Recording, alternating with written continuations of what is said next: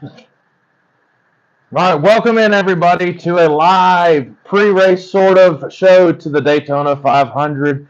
As always, I am ZB Zach Brown, and with me, as always, the former Sprint Car 410 crew chief and mechanic Jeff Brown. Well, Dad, we were going to pre-race the Daytona 500, but it just got announced that it has been washed out for the day and will be on Monday. You know, it sucks. Yeah, welcome to sunny Florida.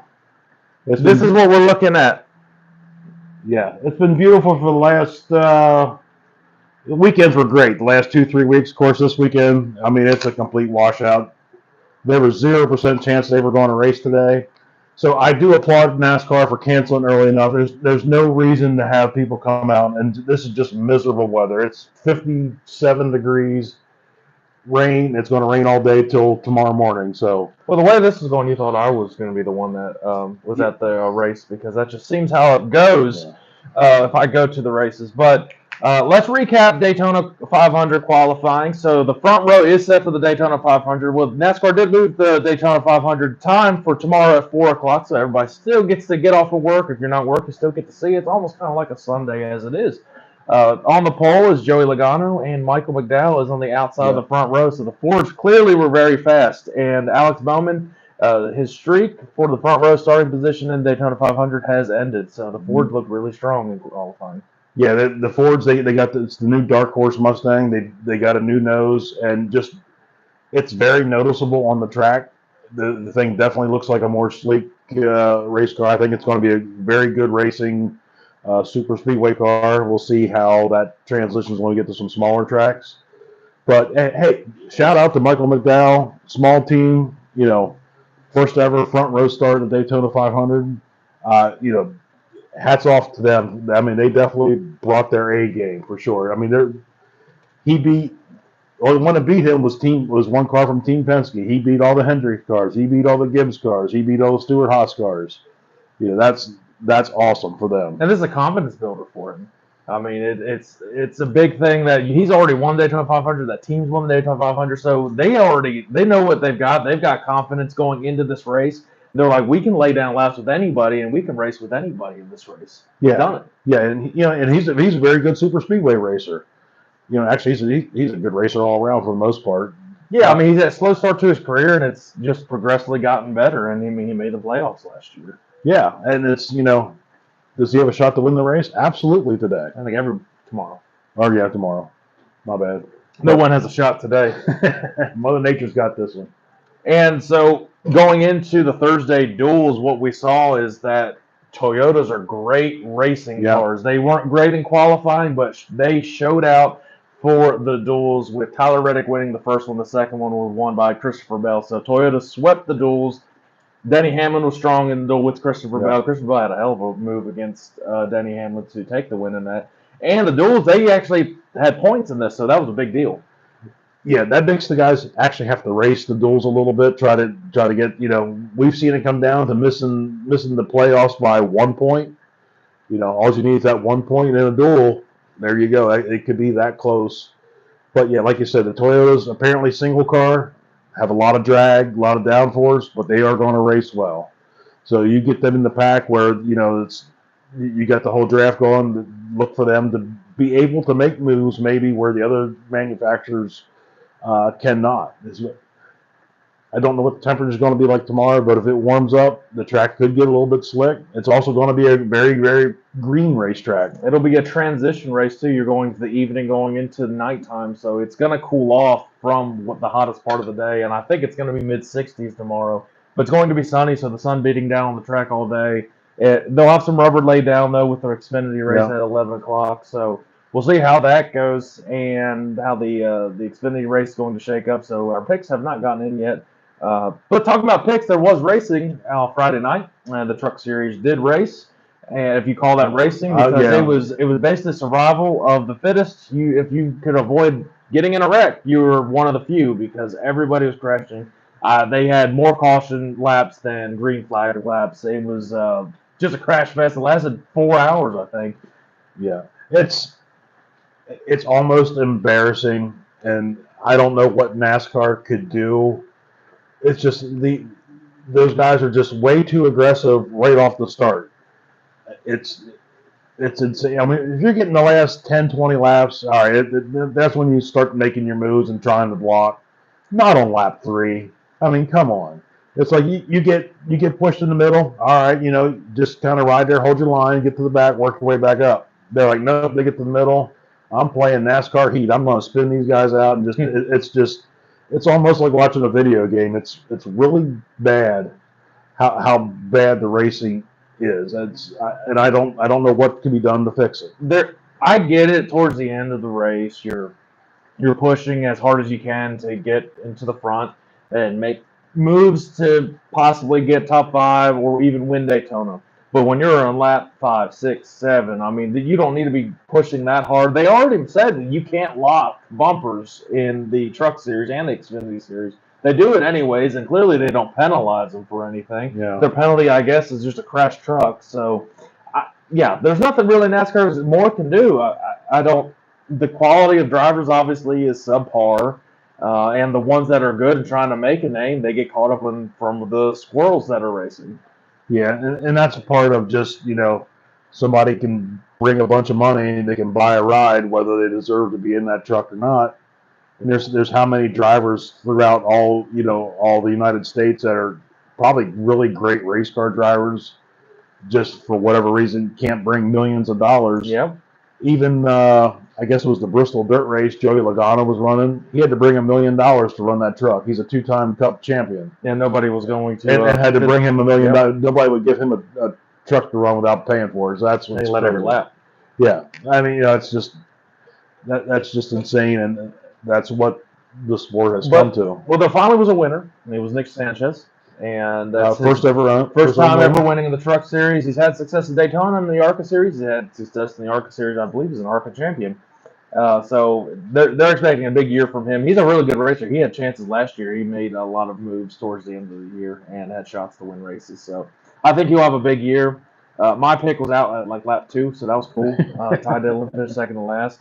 And I think Corey LaJoy got caught up in one of the wrecks. Yeah. He did lead a few laps, though. So. Yeah, he was in the lead. Why wouldn't he be? Mine never led. So, the Truck Series got their race in. It was a beautiful night Friday night, and then Saturday and today just washouts. The Truck Series followed was the ARCA race, which was really late. I don't know if anybody was able to tune in for that. But shout out to Caleb Costner. He got caught up in a wreck again. That was nobody's fault, just minding his own business. If you want to talk about crash fest, ARCA was worse, if you could say that, than Truck Series. Would you expect that? But I mean, it was insane. And then you have these small teams like Caleb's team that he tries to stay out of trouble and hopefully get a decent finish out of it. And luckily, I don't think his car was totaled, so I think they should be able hopefully it's just some body damage and nothing structural. Yeah, it wasn't enough they could fix it to continue the race or anything, but hopefully they can fix it up. They go to Phoenix in the next that was race. What, lap 4 or something? Lap 6, and there are people blocking already. I'm like, what are we doing? Learn to get halfway. I mean, try to get some laps in the thing. I mean, I got up in the middle of the night, had to go pee, and it was like 1 o'clock, and the race was still going on. Like, I mean, this is an ARCA race. Why is it still going on? It's 80 laps or whatever. Yeah, it should never last that long. The truck race lasted longer than normal Daytona 500s did. So, I mean, it's just, hopefully it's not a precursor. I think you'll see a lot better racing with the Xfinity, and then just I think so too. A substantial jump up to the Cup Series. We want to get into the trivia because the rain is playing a part of what this trivia is. NASCAR moved the Daytona 500 to Monday. How many Daytona 500s have raced on Mondays in the history of the Daytona 500? Oh, wow. I'm going to say it's actually a relatively low number. I'm going to go with like 4. No, it's 2. 2, okay. Only 2 Daytona 500s ever raced on a Monday. Other ones have been delayed for later in the day, like 2014. Yeah, I remember it was an 8-hour delay. Junior ended up winning that race. But, yes, only 2 have raced, and it was 2011 and 2020. So 2011 was Trevor Bayne winning, and then 2020, of course, was Denny Hamlin winning. Very his second one, the third one. For the unpredictable weather in Florida, it's surprising it actually hasn't been more than that. So they've actually been pretty lucky. Yeah. As far as weather-wise. Yeah, I thought that was an interesting fact. Yeah, but rain, it needs to go away. We wanted to have a nice Sunday Daytona 500, but It didn't happen. So now you got to mentally prepare for a Monday race after having all day to just wait around until NASCAR finally canceled. And luckily, it was relatively early that they canceled Yeah. this. So I mean, these drivers got and teams have to mentally prepare. Hey, we're racing a Monday evening race, and then we've got to go next week to another track. Right. So one thing, at least for the drivers, that a lot of them probably don't have their families down here. At least they know they don't have to worry about racing, so they can go do whatever they want. Now the teams, like you said, they're going to have to prepare. They're going to be racing at a different time of day. Like the Xfinity race is actually going to be earlier in the day. The Cup cars are going to be a little later in the day, in the evening. So I don't.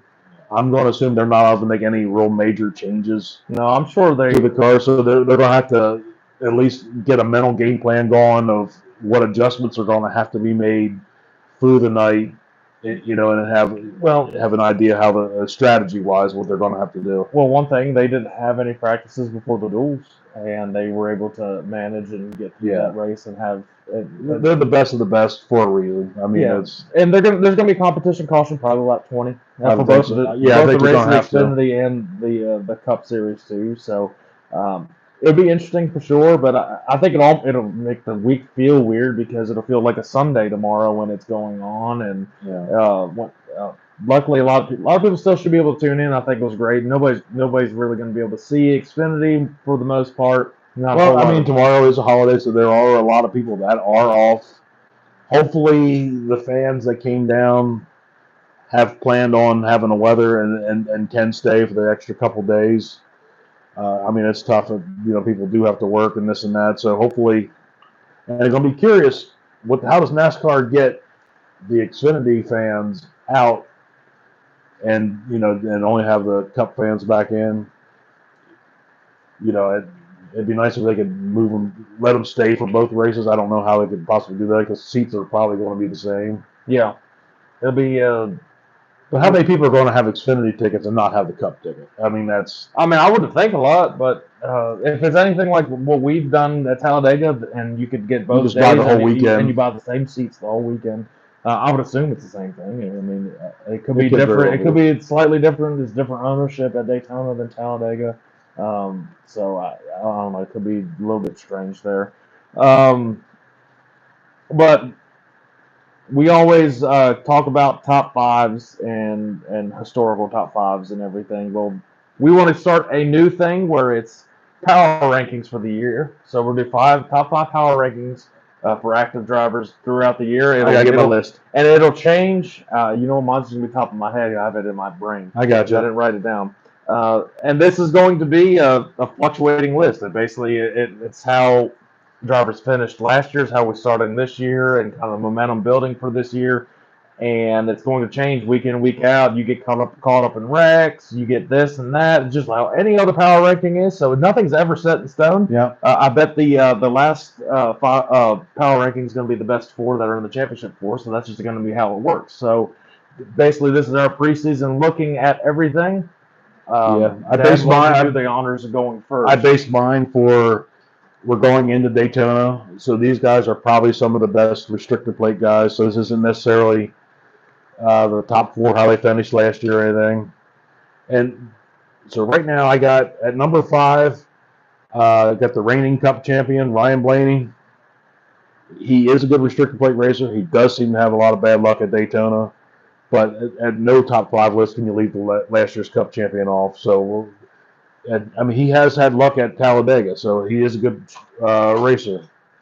At number 4, it's almost hard to have a power ranking without this guy, Martin Truex Jr. He's getting at the end of his career. He's not won the Daytona 500, I don't believe. No, but think about this. He's Monday Martin for a reason. So he races. He This does is so true. well on Monday. So you can't count him Yeah, out this for is tomorrow. true. And there's another one. He's got the Toyota, not real fast by themselves. In the duels, he led a bunch of laps. Number 3, I got Chase Elliott. Last year was a down year. He's always good in restricted plate cars. Hendrick's cars are always fast. I don't see him having a bad year again. Number 2, I have another Ford out of Penske camp. We got Joey Logano. Great restricted plate racer. Great pusher getting up through the field. You I could see him shoving one of these other four to the front at some point in time during this race. And at number one, he's already won 3 Daytona 500s. Yep. Very good chance he has 4. Denny Hamlin, I got in the number 1 power ranking. And he just won This week. Flash too, so I mean that kind of Yeah. elevates it for that as well. So that's what I got for the top 5. What do you got? Well, number 5, you got to go with a guy that's going to be making headway this year. He's probably going to have some bad luck at Daytona because it's inevitable that it happens. But you can't keep Kyle Larson off of the top 5 list. Got him number 5 going into this year. And we'll talk about our Final Four predictions later on, too. At number 4, I'm going with Joey Logano. Same reasons that you're talking about. He ended the year a little slow last year. Didn't have the best luck at the Clash either, but I think it could be a very good year. And winning the pole at Daytona 500, I think, is going to be a good omen to how this year is going to go for him. And I think Fords will have a very impressive year. Yeah, and he won the pole by a lot. I mean, he smoked him. Joey Logano is number 4. Number 3, the 3-time Daytona 500 winner, and very good chance he could win a 4th one this year. Denny Hamlin won the Clash. I mean, he's gonna get a few wins this year. He's gonna be in contention to win the championship like he is each and every year. So we'll see if this is actually his year. He finally gets it. The times I say is going to be running out, but it doesn't seem to slow down any bit right now. At number 2, you can kind of pick who you want in this one, but I think this guy's going to have just an incredible year. He got caught up in a wreck in the Clash. He'll probably get caught up in a wreck Daytona 500 as well. But how you keep Kyle Busch off of the power rankings for top 5? Have him at number 2. I think he's going to have an incredible year.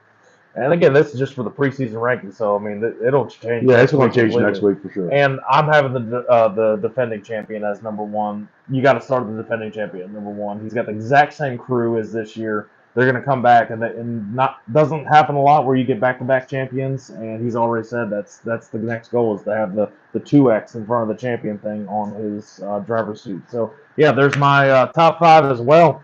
So let us know in the chat or down below whenever you guys are watching this what your top 5 going into this year is going to be. Kind of predicting the year too, actually, for this race, and then we'll get into our Final Four matchups. But we're doing a new thing. It's the NASCAR Fantasy, so we have no idea how to do this stuff. This is kind of different on NASCAR.com, their fantasy live. Yeah, we wanted to try something, and it seems like all of the broadcasters and stuff do this as well. And they talk about like, hey, this driver's in my lineup, and hey, if you got this driver in the garage, you might want to put him here and there.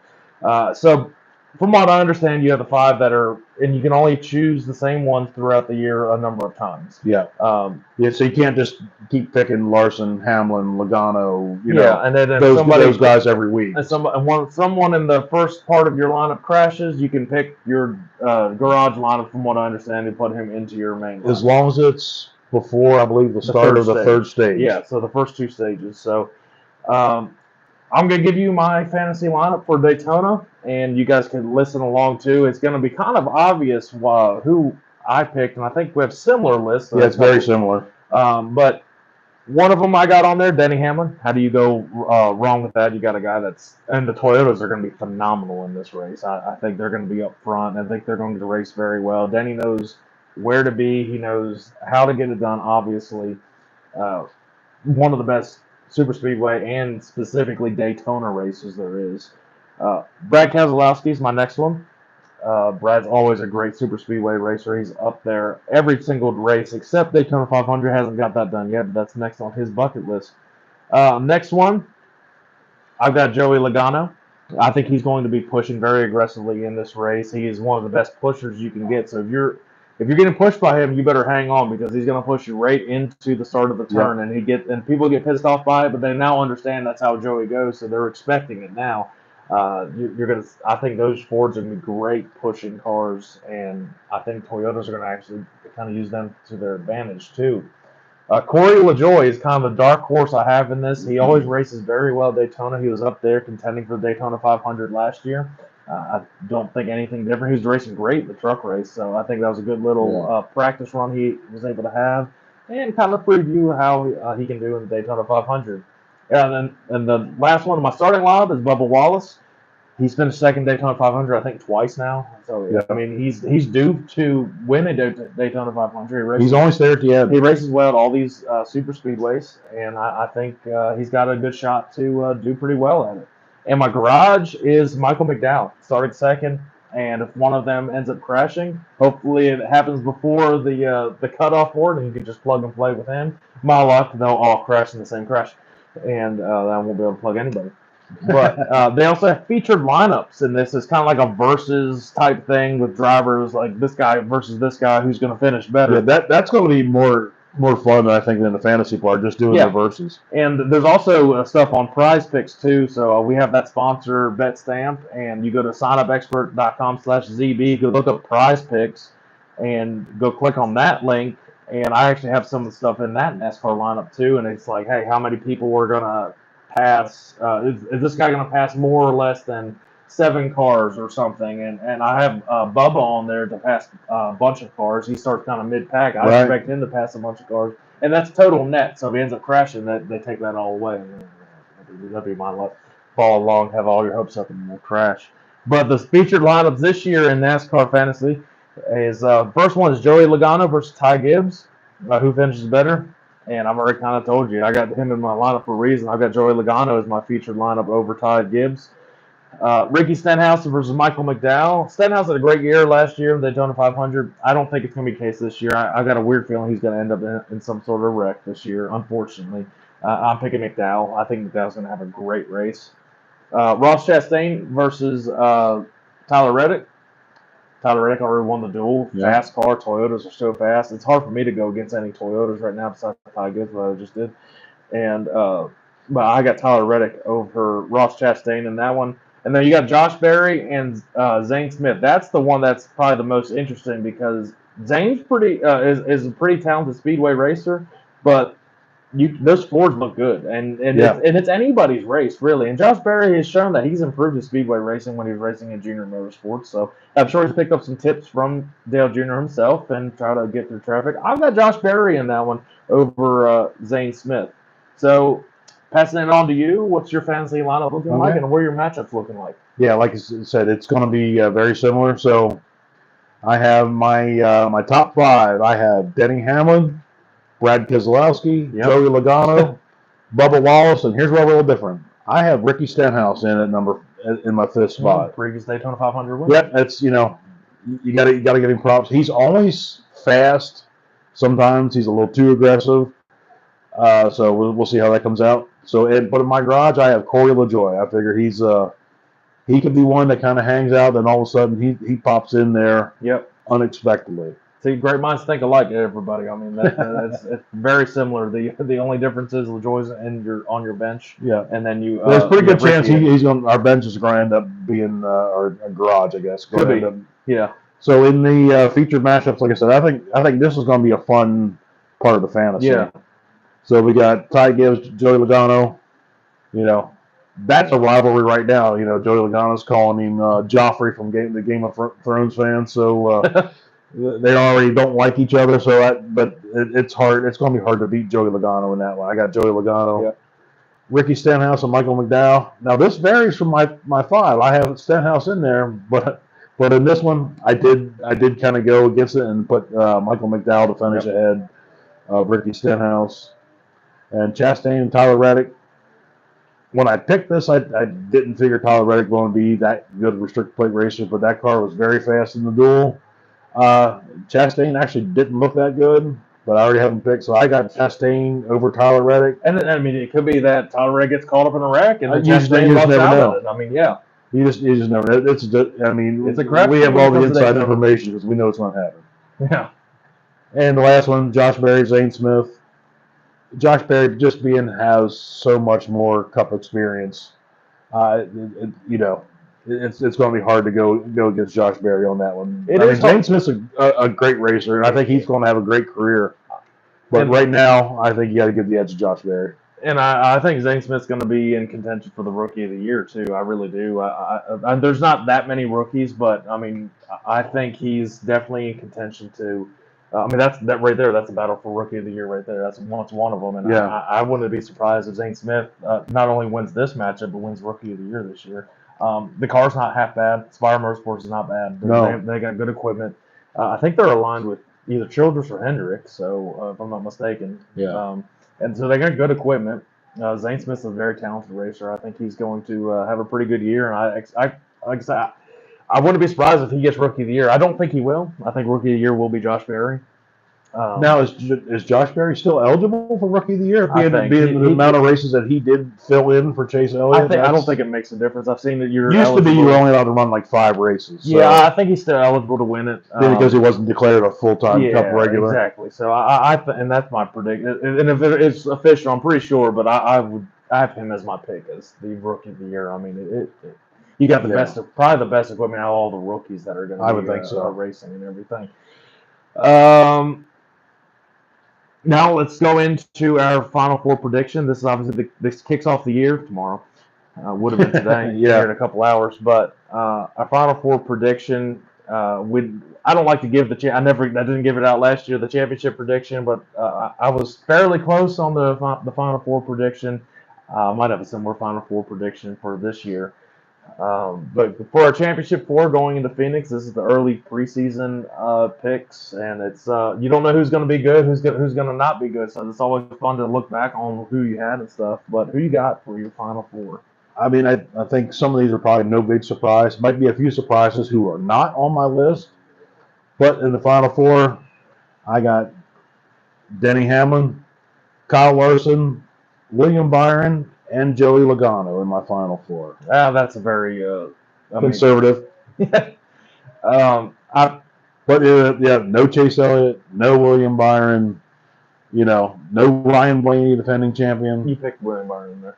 I did. I meant Blaney. Well, my Final Four, it's fairly similar. I'm going Denny Hamlin again. And is he going to win the championship? I don't know. But it seems pretty much a sure bet that he can get into the Final Four. He's going to have. I think he's going to be the regular season champion, whether he wins the regular championship or not. I'd say it probably comes down between him and Truex. Yeah, it could be. I think Toyotas will be very fast this year. I do too. I'm going again. I think Joey Logano is going to go on a tear in the playoffs this year after having a disappointing down year in the playoffs last year. I think there's only going to be one Chevy, and I agree with you on Kyle Larson. And the one difference I'm going to have, and never mind, it's 2 Chevys in there. The one difference I have, though, is Kyle Busch. I'm going to have him in the Final Four. I had him in the Final Four last year. He just missed it. Yeah. I think he can get a win in the round of 8 and propel him into the championship 4. And I'm not going to give a championship pick until we get to the Phoenix race. So that's what ours look like. And we'll go back at this point and be like, hey, who did we have? And it's tough. You got probably 10 teams that could easily go into the Final Four. It's hard with how equal the equipment is anymore.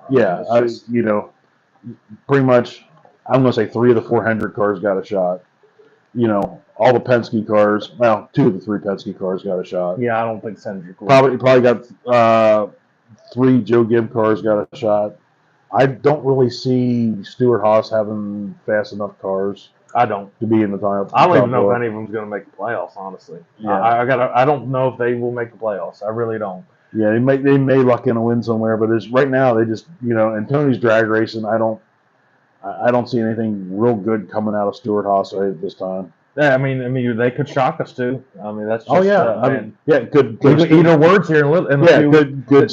One of Stewart Haas's car win tomorrow. Absolutely, everybody. I mean, just again, I think it's there's a couple teams that I think have no chance to win.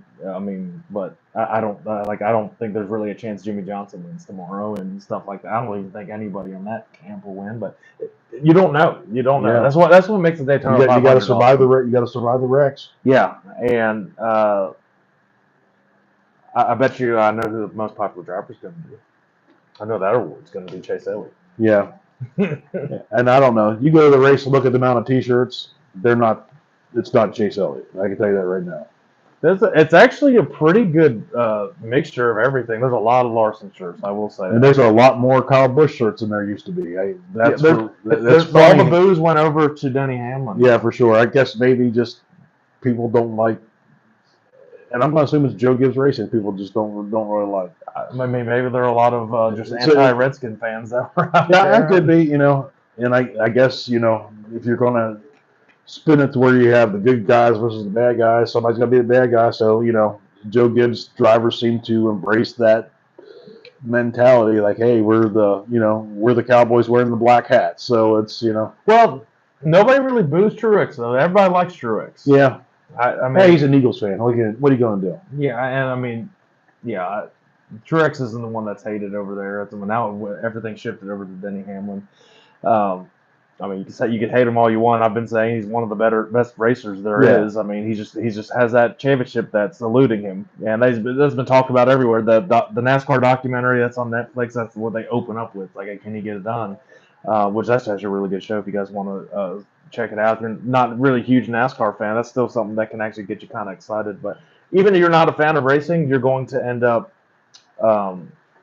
watching Daytona 500 because it's such a big spectacle. And it's such a big spectacle that it is now the biggest purse in motorsports history, $28.034 million or something. Yeah, that's crazy. You got some of these small teams like Anthony Alfredo made the race. I don't know what it pays. Yeah, I don't even know what it pays just to start the race.